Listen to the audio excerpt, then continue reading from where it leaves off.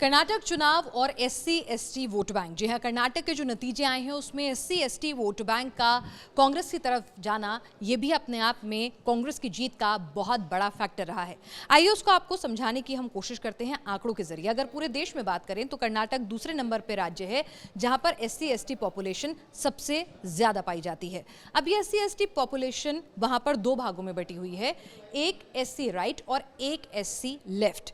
SC right जो है, नाम से आपको लगेगा कि एससी राइट यानी राइट विंग, नहीं, ऐसा नहीं है। एक एससी राइट जो है वो कांग्रेस की तरफ उसका नेचुरल इंक्लिनेशन माना जाता है और एससी वाम यानी कि एससी लेफ्ट जो है कहा जाता है कि वो बीजेपी की तरफ झुकी रहती है। अगर सामाजिक ढांचे की बात करें तो एससी राइट और एससी लेफ्ट में एससी लेफ्ट जो है थोड़े कमज़ोर हैं। एससी राइट जो हैं वो थोड़े साधन संपन्न हैं, सोसाइटी में भी उनकी थोड़ी ठसक है अगर एससी लेफ्ट के मुकाबले देखा जाए। तो ऐसे में एससी लेफ्ट जो हैं वो कामगार लोग हैं और एससी लेफ्ट जो हैं वो फाइनेंशियली कमज़ोर होते हैं एससी राइट की तुलना में।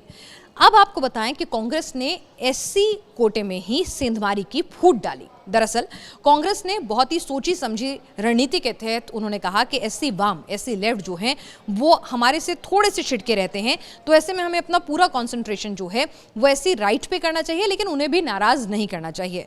तो कांग्रेस ने क्या किया आपको बताएं कि कांग्रेस ने जो हैदराबाद रीजन है कर्नाटक का, हैदराबाद कर्नाटक जिसे कहते हैं, वहां पर कांग्रेस ने बहुत ही सलीके से सिद्धिरमैया जो कि एससी माफ कीजिएगा खड़गे जो हैं वो पार्टी के प्रदेश अध्यक्ष हैं और एससी राइट से आते हैं, यानी कि एक बताया कि देखिए आपके जो तबका है उसके नुमाइंदों को हम जो है इतनी तरजीह देते हैं, हम अपना प्रदेश अध्यक्ष बनाते हैं, तो खड़गे जो है एससी राइट से आते हैं, तो उनके तहत एक मैसेज देने की कोशिश की गई। उसके बाद जब टिकटों का बंटवारा किया गया तो भी वहाँ पर एससी राइट को ही प्रोमिनेंटली उस रीजन में टिकट दिए गए। हालांकि बीच में जो कार्यकारी अध्यक्ष है जो प्रदेश का, उसको एक एससी वाम के नेता को बनाया गया, लेकिन पूरी तरह से कांग्रेस ने अपना दाव जो है वो एससी राइट पर खेला। एससी लेफ्ट को भी कुछ प्रॉमिसेस किए, लेकिन उन्होंने एससी राइट पर ही फोकस किया और जिसका नतीजा ये हुआ है कांग्रेस के पास कि जब हैदराबाद रीजन में वोट डाले गए तो मैं आपको बताऊं कि 41 सीटें हैं। 41 सीटों में